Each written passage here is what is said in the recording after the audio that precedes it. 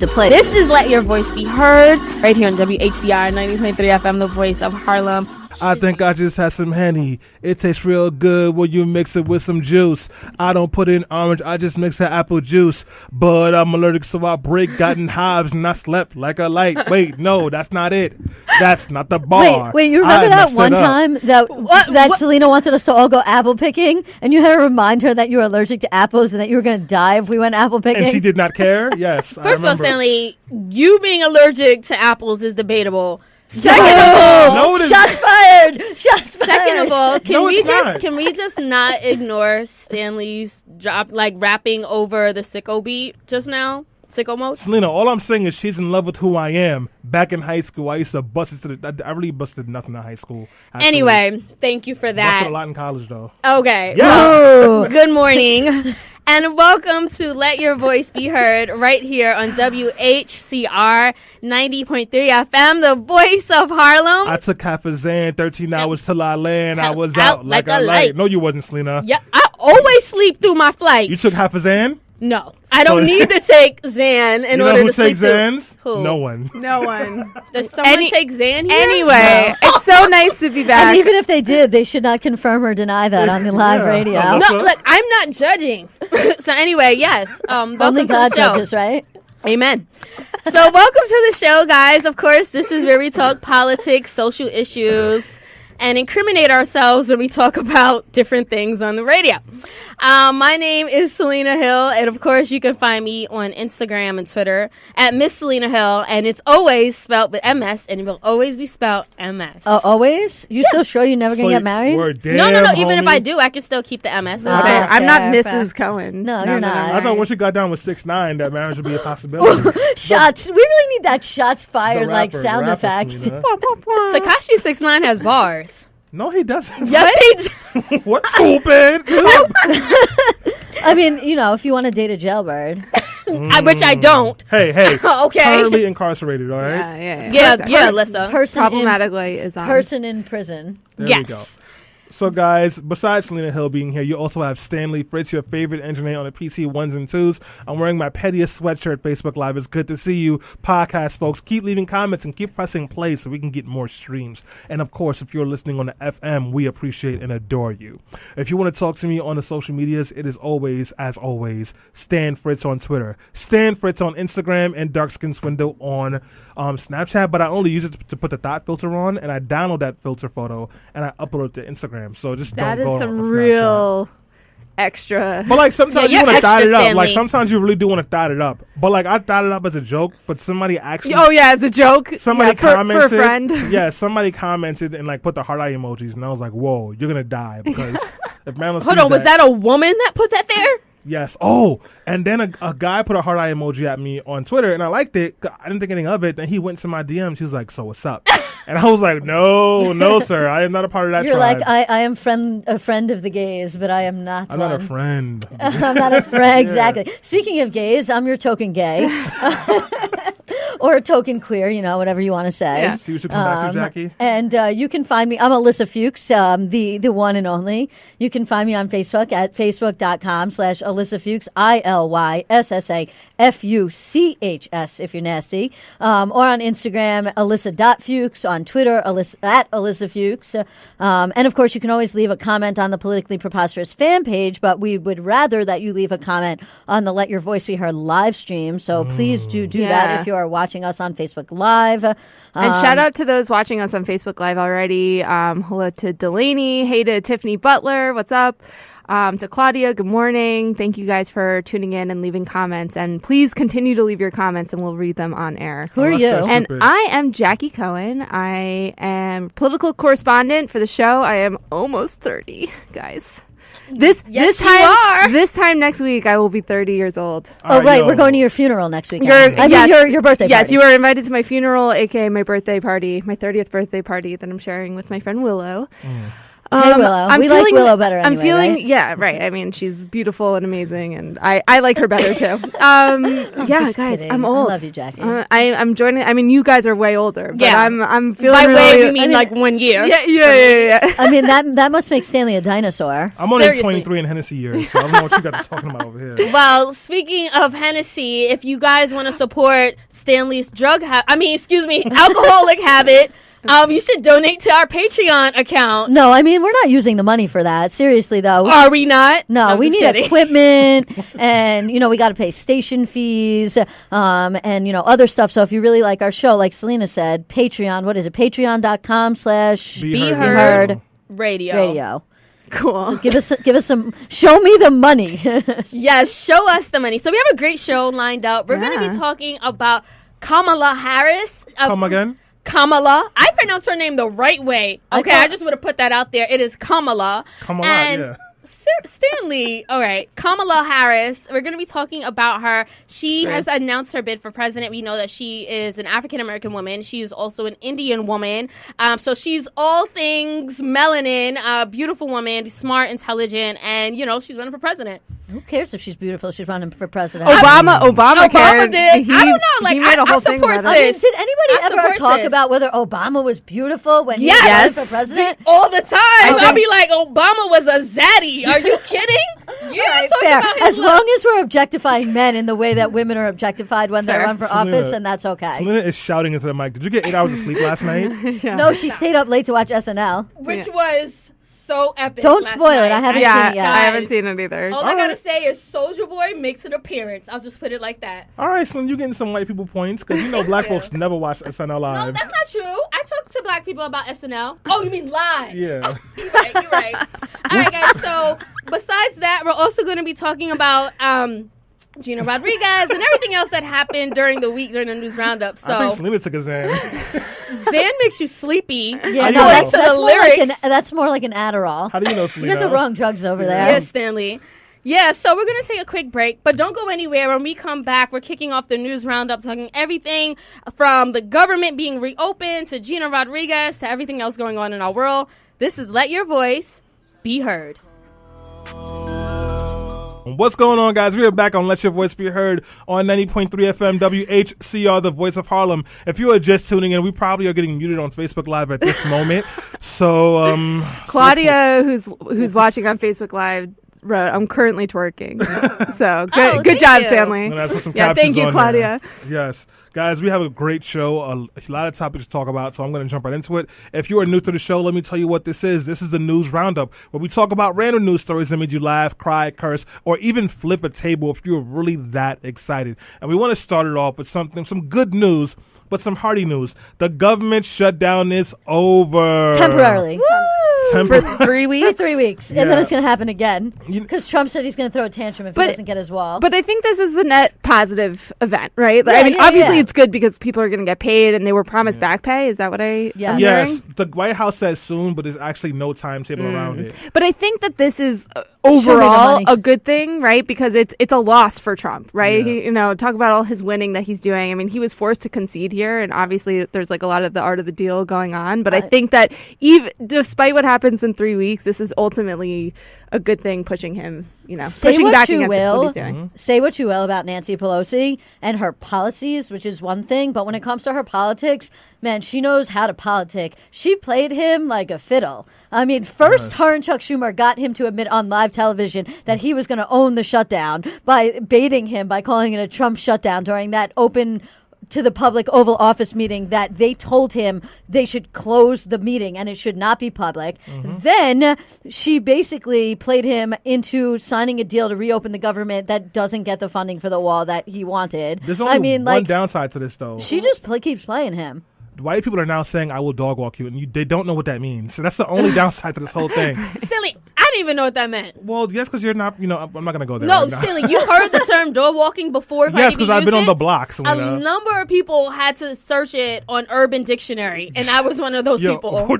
By number, she means her and her mom. No, I was on Twitter. No one knew what it meant. If you knew what it meant, leave a comment. Let me know. Yeah. But Selena's anyway, on the Twitter White Hive where they're arguing about Gwyneth Paltrow and what she wore yesterday. So Jackie's not and even on SNL and SNL. Well, no, I just comments on reopening the shutdown. Yay! I do want to say that Trump is now threatening to either use an executive order to open to get border wall funding. And I don't know. He definitely caved, like Alyssa said, and I think we're all like gloating, but I do want to just take a step back and realize that yes, we won this battle, but the war is not over. And I want to also make a point that there's no coincidence that this came the same day that huge delays were happening at LaGuardia and airports around the country because airport workers, TSA, airport traffic controllers weren't going into work. And I think that shouldn't be downplayed. That added a tremendous amount of pressure, I think, to getting this shutdown to end. You know what this is like? This reminds me back in like 2010. I went to dinner with a bunch of friends, right? And there was one person who came with us, and he ordered a bottle of Hennessy and a bottle of Moet. And when the bill came, the bill was $800, even though most of us had only had hot wings, French fries, and a Bud Light. And we sat there for an hour fighting over who would pay the bill, and this person said nothing because he refused to acknowledge what he bought. Until finally, one of my friends walked up to him and said, "If you don't pay this bill, I will dog walk you." What? And that friend suddenly found some money and said, "Hey, I will pay my share." Right. And we walked out of that restaurant. The restaurant. pressure was on. Yes. And this is the same thing that Trump is like the person that doesn't want to pay his share at the restaurant when 32 people decide to go eat dinner together, which is always a mistake. Always pay for your bill separately at the bar so you don't get caught up in that, Trump's guys. saying, I'm going to ring up the bill, and also the table over there is going to pay for it. I'm not going to be the one paying for it. And everybody believes it for some reason. Or wait, my other favorite one, you're going to pay the bill, but the table over there might reimburse us at some unknown time in the future. And that table will be in Mexico. So speaking of other things that happened on Friday, Roger Stone was arrested by the FBI and indicted. We know that he is a 40-year friend of Donald Trump. He is also was an advisor to Donald Trump, and he went down. So honestly, I'm just like counting down the days to which when maybe someone else in Donald Trump's family will be indicted, or maybe Donald Trump himself. Well, so first thing that we just always want to make clear is that an indictment is not a conviction. So this is just basically that a grand jury has says that there's enough evidence that a crime may have been committed in order to bring process against him. So that's one thing. But getting away from the legal aspect of it, it's so crazy that Roger Stone literally has a tattoo of Nixon on his back. I was going to say he should be arrested for that alone. And then when he came out of the courthouse, he decided to pose like Nixon, like with his peace signs up. I mean, he's a self-proclaimed dirty trickster. I mean, he lives for this. I mean, I don't know. That tattoo. I heard about it, and I was texting my dad, who is watching the show right now, and he sent me a picture of it, which I cannot unsee, and I'm really regretful. Can you send me that? My favorite part of this whole thing was that Roger Stone's next door neighbor was Chad Ochocinco Johnson. No, former wide receiver from the Cincinnati Bengals that Darrelle Revis shut down in the playoffs when they played against the Jets. Yep. And he was like, it was crazy. I went for my morning jog. And I guess there was a bunch of cops only so many rich people that they all got each other. Right? It's crazy. So that was a really cool fact. But you know what? Yo, this week was pretty crazy. You know what else was crazy? What? Gina Rodriguez. So she been on Sway in the morning. Wait. Do you guys know who Gina Rodriguez is? Yeah, I watched Jane the Virgin.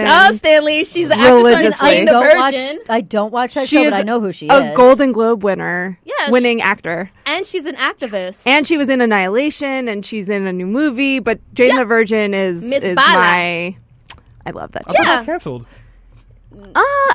I don't think it got canceled. There might be another season. I don't know, but there's a lot of seasons of it. Is she still she's a virgin? It's been like 5 seasons. She is now. not. Stanley, you should watch the show. Yeah, maybe watch the show and I watched the first 2 seasons. All right, well, you should keep watching. Anyway, so a couple of months ago or weeks ago, she basically said, and she made some comments saying that Latino women get paid less than Asian women and black women, right?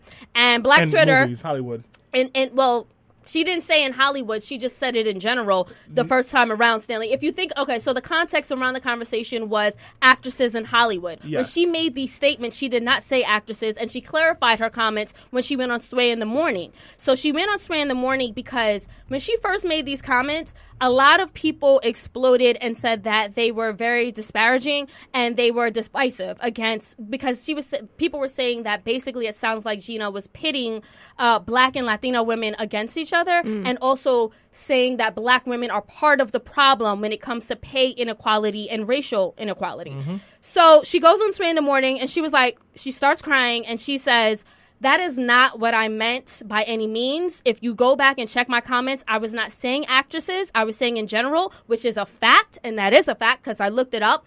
And she also says that, when I was growing up, I looked to the Black community. I admired so many Black actresses. And I felt as one because, we have the same roots. People from a lot of Hispanic-speaking, Spanish-speaking countries are also from Africa, right? The slave trade, it happened all over. So she was saying, I feel connected as a woman of color and an Afro-Latino, or, people in her family are Afro-Latino or Afro-Latinx.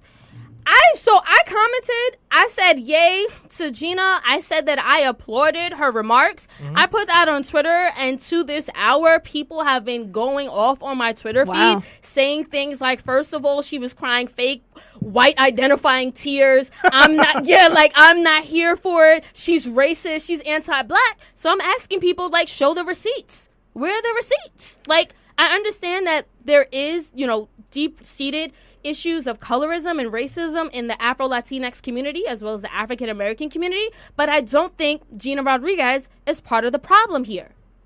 Can I go first? Yes, please. I think she was a little bit ignorant with some of her statements. It wasn't just that, Selena. I know. I don't know how to say her name properly. Yahara Shadidi. When Selena gets the name better than I do, we are in a different world. When she was being spotlighted for being a Black girl who's leading, Gina kind of jumped in and was all women, tried to all lives matter her. When the conversation was specifically about Black women. And then also when Black Panther came out, she was like, why aren't there any Latino people in Wakanda?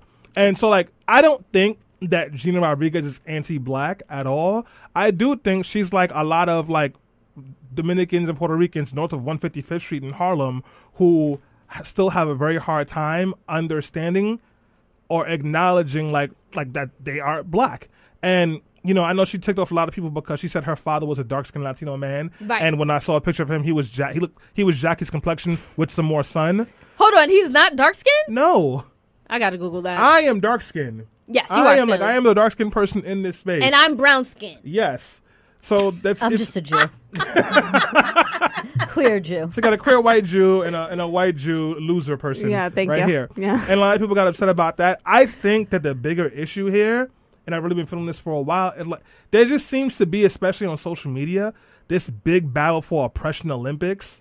Yep. And cancel culture. Well, that's what I think is interesting about this too. It's cancel culture, especially are people saying she must be canceled, boycott her? Absolutely. I mean, it's hard, right? I haven't heard the comments from her yet. I haven't read them. They're exactly dumb. what she said. I'm sure, but it's everybody is messing up lately and saying things I don't know. I don't want to comment on it without having seen exactly what she said and see how problematic it is. So I don't know. But, how we've talked about this on the show previously about cancel culture and the internet and where is our ability to sort of forgive or educate before we just cancel people? Because we all say things that are problematic. We've talked about on the show, things that we've said on Facebook, in years past, 10 years ago, are probably not where we stand today. Yeah.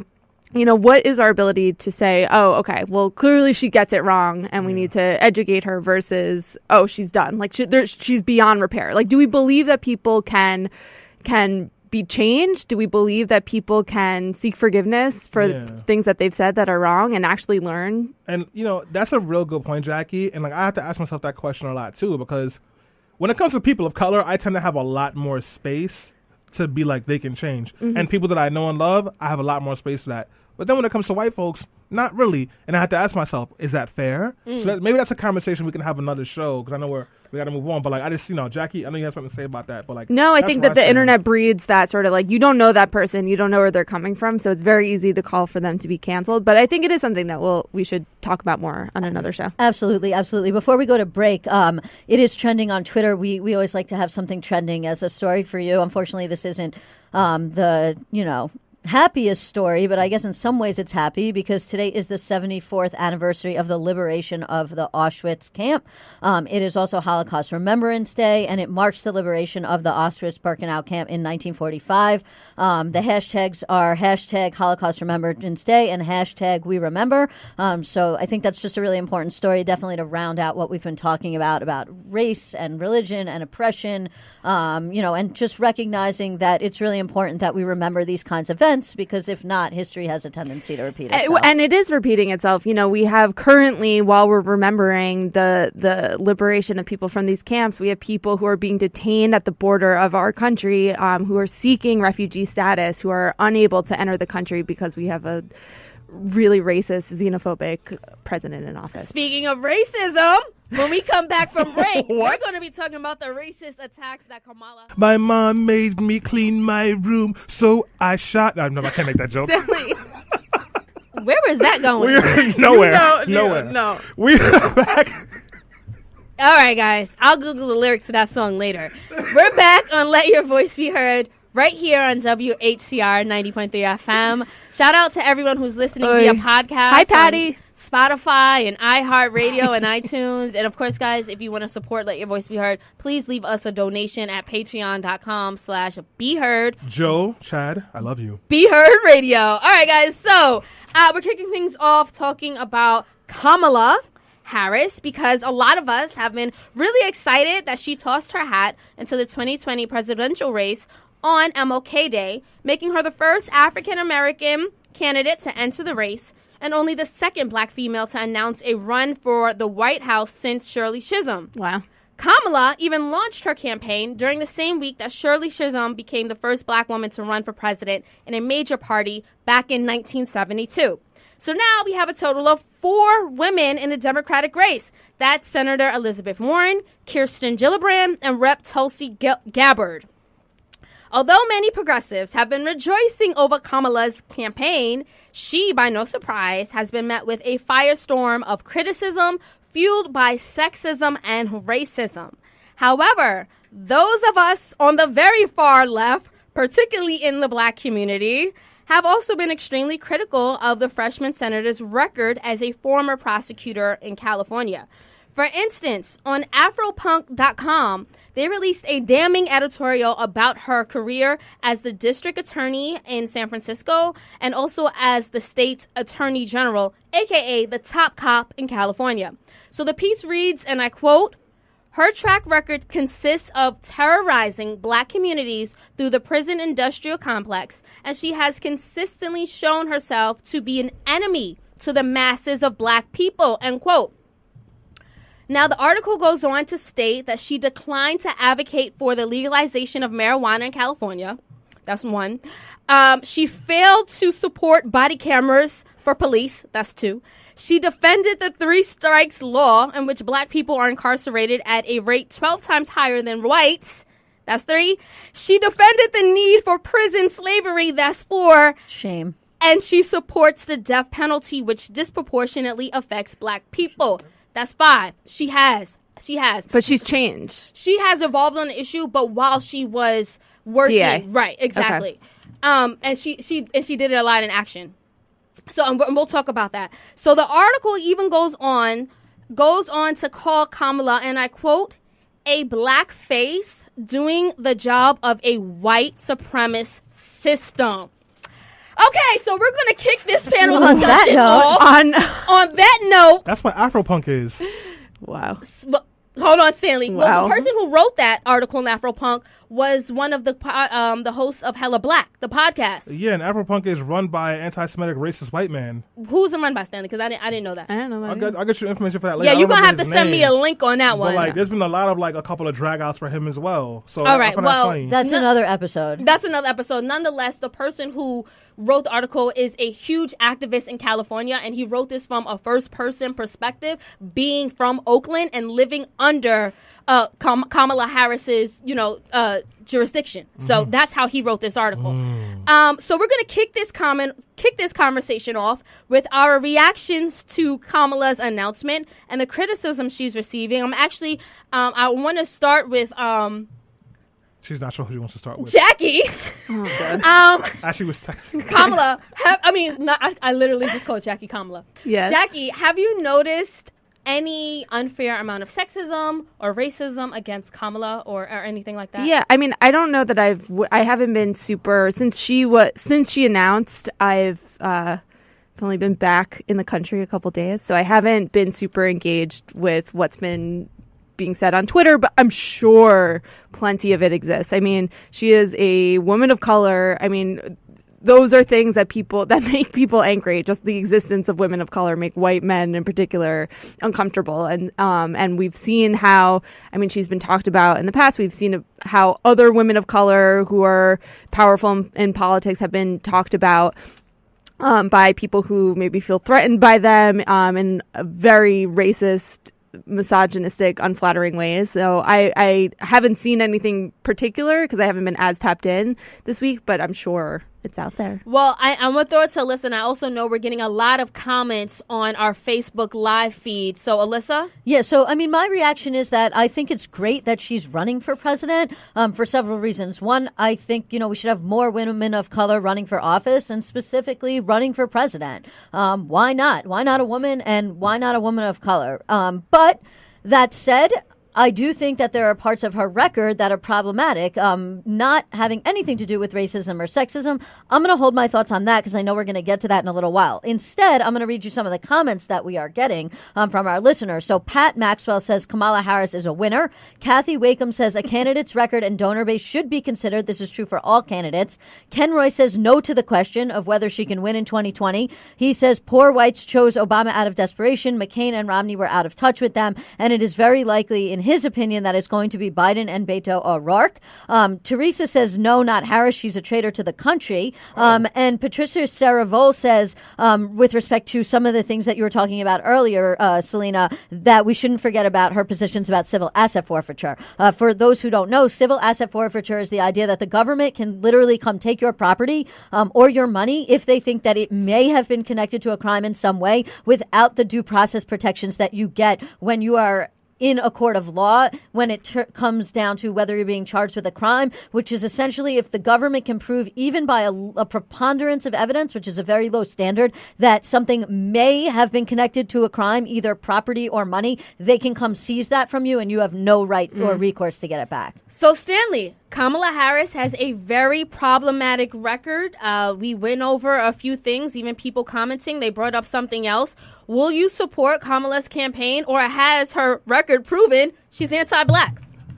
I don't know who I'm supporting yet at the moment. I'm probably not going to support Kamala Harris. I am going to keep an open mind and listen to what she has to say because she actually, Afropunk aside, she has a very problematic record.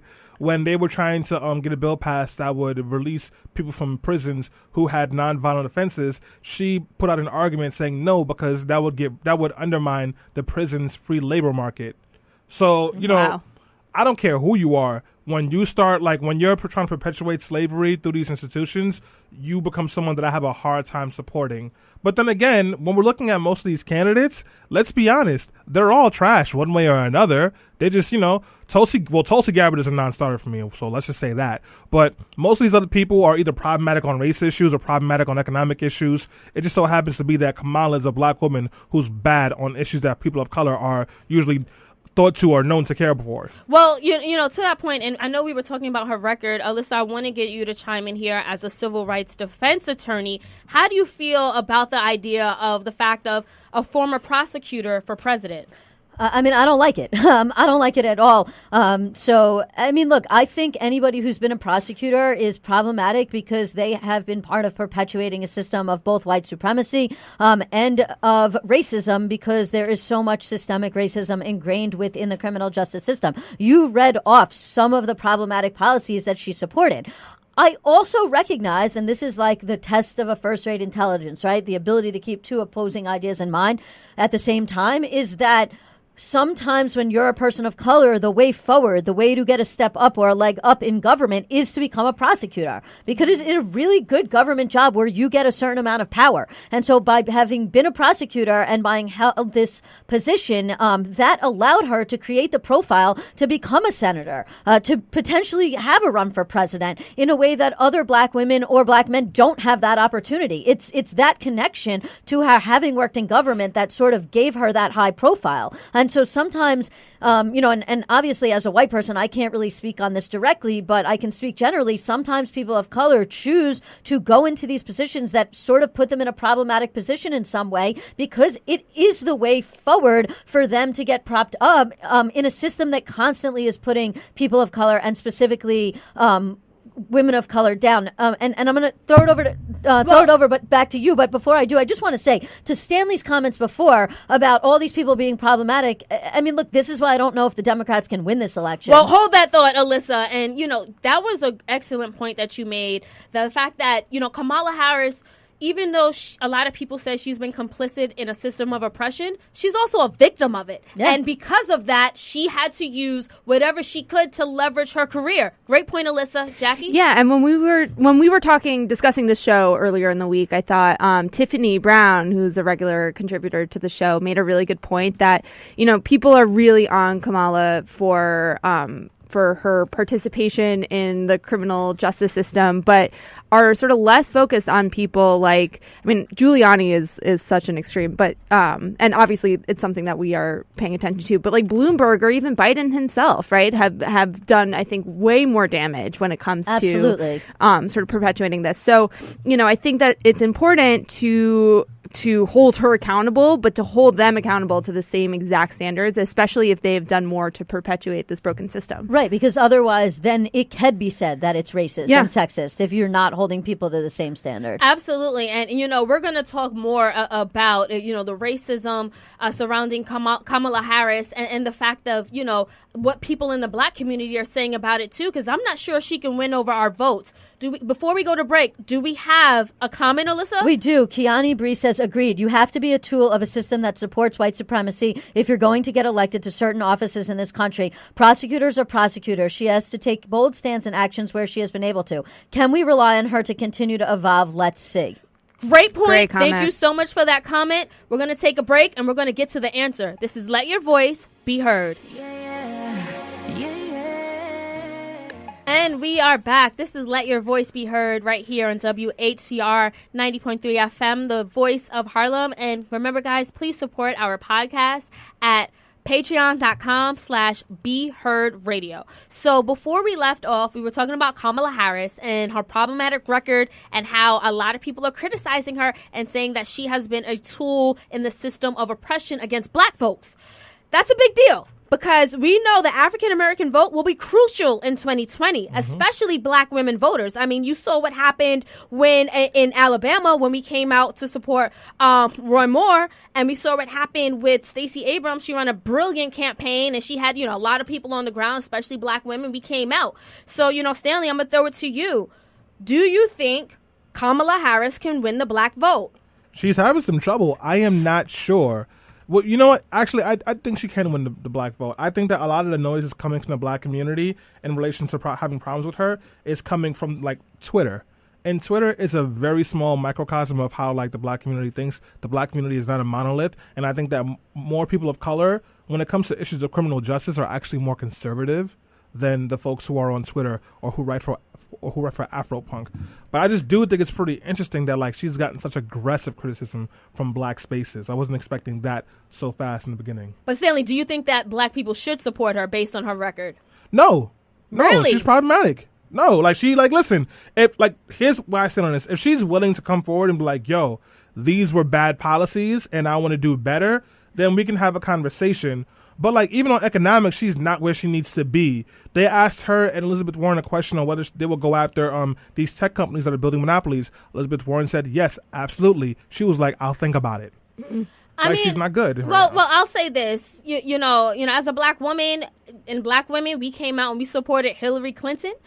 She also had very problematic statements and rhetoric and a record when it came to people of color, but we were forgiving. And you know what my thing is? I'm concerned that because Kamala Harris is a black woman, we're going to be less forgiving because that's how we treat black women. And to sort of a previous point that we were making, we have a great comment from Russ who said that women candidates, particularly for high office, have to show that they're tough in ways that men don't. That often means military or prosecutor. As a woman of color, she had double hurdles to clear. So I think that's a really interesting point, getting back to what we were discussing earlier with why she took a DA position in the first place.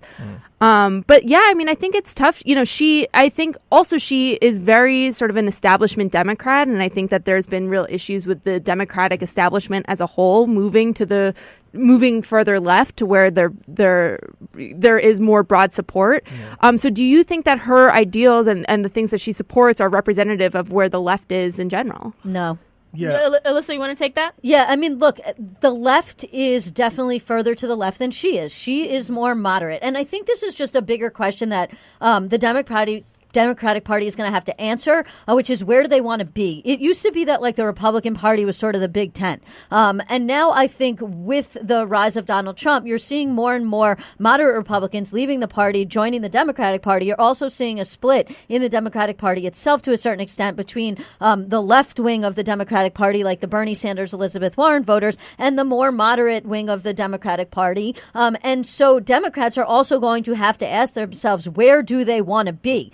Do they want or do they think they can win by being more moderate party, which may end up alienating a lot of the people on the left in exchange for putting forth the voices of those sort of in the middle of the party and those that are sort of coming over from the moderate side of the Republican Party? Or do the Democrats sort of want to move farther to the left? And that doesn't mean they have to be the Socialist Party. Like, you know, for example, like the Labour Party in Britain sort of occupies a space farther to the left. But I personally think that the Democratic Party should push a little farther to the left. I think that's how they're going to win. And I think we've seen that sort of through the elections. I mean, and like Alexandria Ocasio-Cortez is just one example, and that's in New York. But I think on the overall whole, that is sort of the direction that the party's going in, or has always been. I mean, FDR was further to the left than this. I don't know why we're still having this argument. But FDR, and I think it's important to remember, was pushed, right? He wasn't just so left. He was pushed by labor unions to really adopt the New Deal and to be as left as he was. And so I think whomever is going to assume this office will have to have that pressure from the left to move in that direction. But I think that it's important to note that while the boomers are more moderate, conservative, that you have this younger generation that is way more left, right? Not just left, but in favor of socialism, in favor of the leftist policies that Ocasio-Cortez has spoken very publicly about. And I think that while she is from New York, right? Well, she is from the Bronx and represents the Bronx and Queens. She has a huge national following of younger, more engaged voters and you know, people that are sort of moving in that direction with her. So I think that it's important. And I want to say that it's not a platform to just be the party of anti-Trump, right? You have to stand for something, right? People want to know at the end of the day, not that you hate Trump, but that you stand for something, that they're going to benefit from something with you in office. And so that, you know, she's talked a little bit about Medicare for all. She's talked a little bit about reforming taxes for low income and middle class Americans. But we really need to know what progressive policies she's going to stand for, I think, for the broader left to get on board. Absolutely. So, you know, that being said, Stanley, we're very early on in this race. Who do you think would or could be the best candidate? And particularly when it comes to for people of color? When it comes to for people of color, I mean, none of them. Nobody. Yeah. None of them, really. And, like, the one I want to support the most, obviously, is Kamala Harris because she's a sister. But, like, her policies and, like, the way she approaches law enforcement just tells me that she's going to, like, have some things. She will have some very subtle ways to help communities of color, the way that Barack Obama did. But it doesn't feel like she's going to show up in the way that she needs to. And we can't do the same things that we did when Obama was president. It is not going to work. You really do need a radical shift. Bernie Sanders and Elizabeth Warren come the closest, but Bernie lives in this universe where he thinks that you just give everybody $15 minimum wage and racism ends. And Elizabeth Warren, she thinks she's Native American, and I don't know what's happening with that. And what I would like to see is someone who comes forward and doesn't just say, oh, black people have it harder or Latin people have it harder, but actually come forward with policies that is not just going to make people nod in agreement with something they said, but actually addresses the inherent issues of like wages have stagnated, housing is too expensive, we can't afford health care, people are literally living paycheck to paycheck. Like, let's talk about those. And the way you do that is talk about destroying these institutions of huge corporations. I wish AOC was 34 and interested. Yep. Because she's the only person I hear who's saying that, billionaires, that's an absurd thing to be happening right now when we have people right now on 138th Street and Convent Avenue sleeping in the street, and that's their home. So none of these people impress me yet. Okay, well, fair enough. That being said, the question that we pose for this segment is can she win? I mean, again, Kamala Harris, she's facing not only racism and sexism, but very fair criticism of her record as a prosecutor. What are your thoughts on that? I mean, look, I told you earlier, as somebody who's a criminal defense attorney and civil rights attorney, I obviously have very clear problems with her record that are separate and apart and distinct from the fact that she is a black woman. I love the fact that she's a black woman. I love the fact she's a woman. I love the fact she's black. I don't like her record. There are going to be people that occupy that same space. There are going to be an equal number of people. Actually, it's going to be more than an equal number of people that don't like her because she's a woman or don't like her because she's black. Yeah, but can she win? Can she win? I don't think so. And why don't you think she can win? Because this is a racist country, and I just don't think we're there yet. Can I just ask and a sexist country. Can I ask a quick question to that? Because you said that, and I was thinking, I feel like a lot of them have been garbage, including Tulsi Gabbard. But it feels like Kamala has gotten the brunt of the hits. Is it just me, or is she getting like a lot more criticism than some of these other female candidates that popped out? No, it's true. I actually, coming in today, was reading, which I don't usually do, reading Fox News, and she is the one that they're honing in on, right? She is the one that they're really taking seriously, and I think in part because I think she could win the Democratic primary for a number of reasons. I think she has some sort of broad appeal to folks. I think that California moving their primary date from June to March and the way that their delegate system works and that they get more, you have to get 15% of the vote to have delegates. I think that works in her favor. I think that just the political system is set up as the Democratic candidate from California to get her a primary win. Yeah. Can she beat Donald Trump in 2020? I don't know. I mean, I don't even want to start speculating now. And certainly I was wrong the last time I speculated about who would be the winner of the presidential election.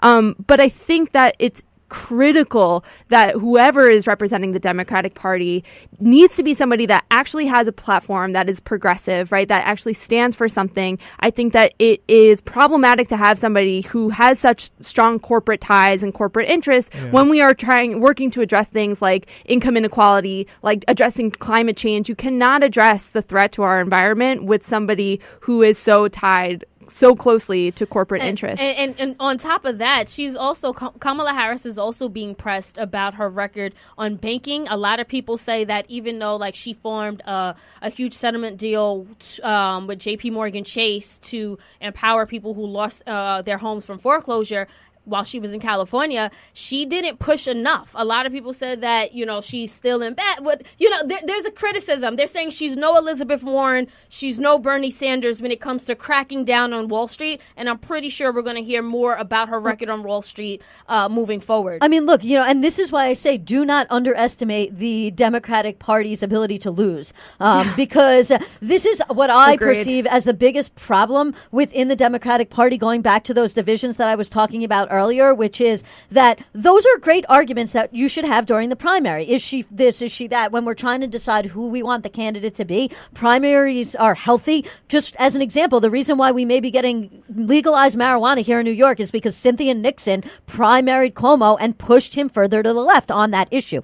At the same time, I think Republicans realize that once you have a candidate, you get in line behind them, and Democrats don't get that. And that is why Brett Kavanaugh is now on the Supreme Court. That is why Neil Gorsuch is now on the Supreme Court. That is why, God forbid something happens to Ruth Bader Ginsburg, Donald Trump is going to get to appoint another person to the Supreme Court. And so to the Stanley's point, with these people that are like, oh, she didn't go far enough and this didn't go far enough, that's fair. That's a fair criticism, and it's fair to point out during the primary. But at the end of the day, Democrats need to not sabotage their own once we get to the actual, general election, because, that's how we're going to lose. And some people will say, oh, well, why should I be forced to vote for somebody that I don't ideologically align with completely? And that's fair to a certain extent, but at the same time, like, do you want to have another 4 years of Trump? Because that's the question you really need to ask yourself. I don't care if it's a 4-month-old chopped cheese sandwich. If it's in the primary, I'm voting for it over Trump. We do have a caller on the line, guys. I want to get to Diane. Diane, let your voice be heard. Good afternoon. I'm so glad I tuned in to you young people today. I'm a 74-year-old Black woman, and November 2018, I made a decision that I never thought I would make, and that decision is to hang out with white people of consciousness, anyone's of consciousness. I'm so happy to hear about, how do you say her name, Kamala? Kamala? Yeah, Kamala.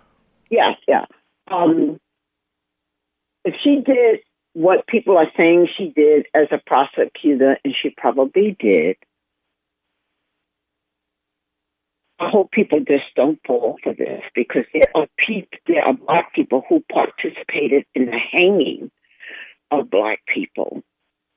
The Black race is so damaged. I heard a young man say these words a couple of weeks ago, and he was passionate about the third rail of negritude.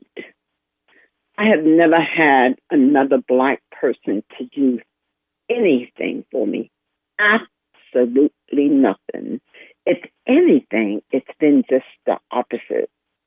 I've been accused of being white. No. No way. But it's just something about me that Black people, I don't know. I know you've heard of people being accused, Black people being accused. You're white. You think you're white. You act white. You talk white. The third rail of negritude. That's who Kamala Harris. And I'm so sorry. Oh my God. I'm glad to have found out. You don't leverage your career by hanging another Black person. Yeah, I think Selena hit the nail on the head right there. Boom. That's a really powerful point. And Ms. Diane, thank you so much for calling in and giving that comment and sharing those thoughts. I just wanted to say that, the point of the show is to let your voice be heard. So we're always happy when we can get people to call in and tune in. And Ms. Diane expressed some feelings that a lot of people felt. She also expressed some things that I just wanted to just spotlight and hopefully respond to just slightly a little bit. And, racism impacts all of us. And whether you know it or not, you are suffering the consequences of the institutions of white supremacy, and that shows up in a lot of different ways. And for most people, it shows up in anti-Blackness. And now, while Black people can't be Black, they can be anti-Black.